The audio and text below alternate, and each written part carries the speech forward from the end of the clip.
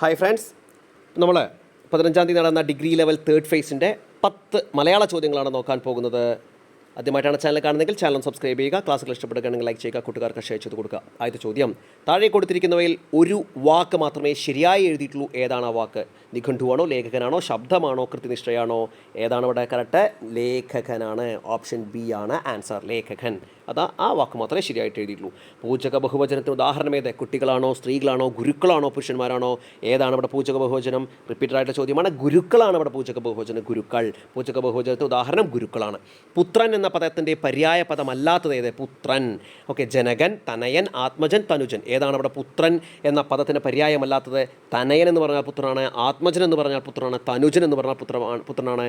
എന്നാൽ ജനകൻ എന്ന് പറഞ്ഞു കഴിഞ്ഞാൽ അച്ഛനാണ്, അച്ഛൻ. അപ്പോൾ പുത്രൻ എന്ന പദത്തിൻ്റെ പര്യായ പദമല്ലാത്തത് ജനകനാണ്. ജനകൻ എന്ന് പറഞ്ഞാൽ അച്ഛനാണ്. ബാക്കി തനയനാണെങ്കിലും ആത്മജനാണെങ്കിലും തനുജനാണെങ്കിലും പുത്രൻ എന്നാണ് അർത്ഥം, അല്ലെങ്കിൽ പര്യായം. ഓക്കെ, അതുപോലെ തന്നെ പുത്രൻ്റെ പര്യായമല്ലാത്ത ജനകനാണ് ജനകൻ, അച്ഛൻ. തീ പ്ലസ് കനൽ എന്ന് ചേർത്ത് എഴുതിയാൽ നമുക്ക് എന്താ കിട്ടുക? നമുക്ക് കിട്ടുന്നത് ഓപ്ഷൻ സി ആണ്, തീക്കനലാണ്. അതൊരു ദ്വിത്വസന്ധിയാണ്.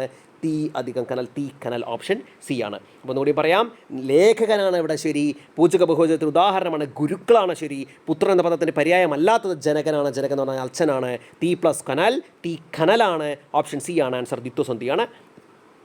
അടുത്ത ചോദ്യം, രാജാവും ഋഷിയുമായവൻ എന്ന ഒറ്റപ്പദമാക്കി എഴുതുന്നതിനെ എന്താ പറയുക? രാജർഷി എന്നാണ്. രാജർഷി. ഓപ്ഷൻ ഡി ആണ്, രാജർഷി. ഓപ്ഷൻ ഡി ആണ്. സുധൻ എന്ന പദത്തിൻ്റെ സ്ത്രീലിംഗമാണ് സുധ. സുധൻ എന്ന പദത്തിൻ്റെ സ്ത്രീലിംഗമാണ് സുധ. ഓപ്ഷൻ ബി ആണ് ആൻസർ, ഓപ്ഷൻ ബി ആണ്. രാജാവും ഋഷിയുമായവൻ എന്ന ഒറ്റപ്പദം എങ്ങനെയാണ്? രാജർഷിയാണ്. സുധൻ എന്ന പദത്തിൻ്റെ സ്ത്രീലിംഗമാണ് സുധ എന്ന് പറയുന്നത്. 800 എങ്ങനെ നമുക്ക് എന്ന പദം പിരിച്ച് എങ്ങനെ എഴുതുക? n+100 ആണ്. ഇതൊക്കെ റിപ്പീറ്റായിട്ട് ചോദ്യമാണ്, അതായത് പ്രീവിയസ് ചോദ്യമാണ്. n+100 ഓപ്ഷൻ ബി ആണ് ആൻസർ, n+100. ഓക്കെ, n+100 എന്താണ്? 800 ആണ്. 800 എന്ന പദം പിരിച്ചെഴുതുമ്പോൾ n+100 ആണ്. ഓപ്ഷൻ ബി ആണ് ആൻസർ, ഓപ്ഷൻ ബി ആണ്. കൂപമണ്ഡൂകം എന്ന ശൈലി എന്നാണ്? കിണറ്റിലെ തവള എന്നാണ് കൂപമണ്ഡൂകത്തിൻ്റെ ശൈലി. കിണറ്റിലെ തവള, അതായത് ലോകവിവരം ഇല്ലാത്തവനെയാണ് കൂപമണ്ഡൂകം. കൂപമണ്ഡൂകം എന്ന് പറഞ്ഞാൽ കിണറ്റിലെ തവള എന്നാണ് അതിൻ്റെ അർത്ഥം. എന്താ അതിൻ്റെ അർത്ഥം? അതിൻ്റെ അർത്ഥമാണ് ലോകവിവരം ഇല്ലാത്തവനെയാണ് നമ്മൾ കൂപമണ്ഡൂകം എന്ന് വിളിക്കുന്ന ശൈലിയുടെ അർത്ഥമാണ് കൂപമണ്ഡൂകം, ലോകവിവരമില്ലാത്തവൻ. ഓപ്ഷൻ സി ആണ് ആൻസർ, ഓപ്ഷൻ സി ആണ് ആൻസർ. ക്ലിയർ ആണ്. അടുത്ത ചോദ്യം, മേഘം എന്ന അർത്ഥം വരുന്ന പദമേത്? മേഘം നമുക്കറിയാം, ധം. ഓക്കെ, ധം എന്ന് പറയുന്ന വാരിധം.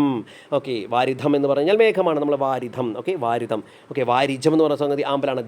ജം വെള്ളത്തിലുള്ളതെല്ലാം ജമാണ്. ഓക്കെ, അംബുജം, വാരിജം. ഓക്കെ, ആമ്പലാണ്. അല്ലെങ്കിൽ ഓക്കെ, എന്താ പറയുക, മേഘം എന്ന അർത്ഥം വരുന്നത് വാരിധമാണ്. വാരിധം. ഓപ്ഷൻ സി ആണ്, ഓപ്ഷൻ ബി ആണ്. വാരിധം എന്ന് പറഞ്ഞാൽ മേഘമാണ്. ലാസ്റ്റ് ചോദ്യം, ദൃഢം എന്ന പദത്തിൻ്റെ വിപരീതമാണ് ശിഥിലം. ശിഥിലം. ഓപ്ഷൻ ഡി ആണ് ആൻസർ, ഓപ്ഷൻ ഡി ആണ്. അപ്പോൾ നമ്മൾ നോക്കിയത് 10 മലയാള ചോദ്യങ്ങൾ. കഴിഞ്ഞ തേർഡ് ലെവൽ ഡിഗ്രി പ്രിലിംസിൻ്റെ 10 മലയാള ചോദ്യങ്ങളാണ് നോക്കിയത്. ഓക്കെ, ഒന്നുകൂടി ഓടിച്ച് നമുക്ക് ഉത്തരങ്ങൾ പറയാം. ലേഖകനാണ് അവിടെ ശരി. പൂജക ബഹുവചന ഉദാഹരണം ഗുരുക്കളാണ്. പുത്രൻ്റെ പര്യായമല്ലാത്ത ജനകനാണ്. ജനകൻ എന്ന് പറഞ്ഞാൽ അച്ഛനാണ്. തീ പ്ലസ് കനൽ എന്ന് പറഞ്ഞാൽ തീക്കനലാണ്. ദ്വിത്വസന്ധി ഓപ്ഷൻ സി ആണ് ആൻസർ. അതുപോലെ തന്നെ രാജാവ് ഋഷിയുമായവനെ പറയുന്ന പേര് രാജർഷിയാണ്. ഓപ്ഷൻ ഡി ആണ്. സുധൻ എന്ന പദത്തിൻ്റെ സ്ത്രീലിംഗം സുധയാണ്. ക്ലിയർ ആണ്. അതുപോലെ തന്നെ 800 എന്ന് പറഞ്ഞു കഴിഞ്ഞാൽ അതിനെ എങ്ങനെ നമുക്ക് പിരിച്ചെഴുതാൻ പറ്റുക? n+100 ആണ്. ഓപ്ഷൻ ബി ആണ്. കൂപമണ്ഡൂകം, കിണറ്റിലെ തവള എന്ന ശൈലിയുടെ അർത്ഥം എന്താ ചോദിച്ചു കഴിഞ്ഞാൽ അത് ലോകവിവരം ഇല്ലാത്തവൻ എന്നാണ്. ഓപ്ഷൻ സി ആണ് ആൻസർ. ഒക്കെ, ഓപ്ഷൻ സി ആണ്. അടുത്ത ചോദ്യം, എന്താണ്? മേഘം എന്ന അർത്ഥം വരുന്ന പദമാണ് വാരിധമാണ്. വാരിധം, മേഘം. അതുപോലെ തന്നെ അടുത്ത ചോദ്യം, എന്താണ്? ദൃഢം എന്ന പദത്തിൻ്റെ വിപരീത പദം എഴുതുക. ദൃഢം എന്ന് പറഞ്ഞാൽ ശിഥിലമാണ്. ശിഥിലം. ഓപ്ഷൻ ബി ആണ്. അപ്പോൾ ചോദ്യങ്ങൾ മനസ്സിലായെന്ന് വിചാരിക്കുന്നു, ഉത്തരങ്ങൾ മനസ്സിലായെന്ന് വിചാരിക്കുന്നു. ആദ്യമായിട്ട് ചാനൽ കാണുന്നെങ്കിൽ ചാനൽ ഒന്ന് സബ്സ്ക്രൈബ് ചെയ്യുക. ക്ലാസ്സുകൾ ഇഷ്ടപ്പെടുകയാണെങ്കിൽ ലൈക്ക് ചെയ്യുക, കൂട്ടുകാർക്ക് ഷെയർ ചെയ്ത് കൊടുക്കുക. മറ്റൊരു ടോപ്പിക്കുമായി കാണാം. താങ്ക്